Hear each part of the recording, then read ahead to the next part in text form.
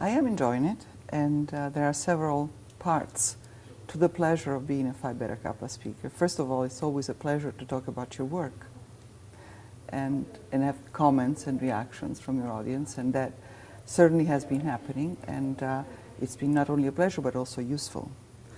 In one case, for instance, I was talking about love and war in the ancient Greek world, and why is love such a part of what moves men to war. And there was someone who was actually an ROTC instructor who was telling me about Clausewitz's triad, where passion is an essential part, an essential component of the war machine. So this is the kind of thing that has been happening, which is very useful.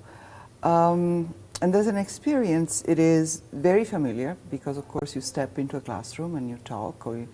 This morning, for instance, here, it was a great pleasure to have a small class to talk to around the table. It was relaxed and comfortable. There were questions. Things went back and forth. It was very satisfying and very comfortable. At the same time, the visits are very intense.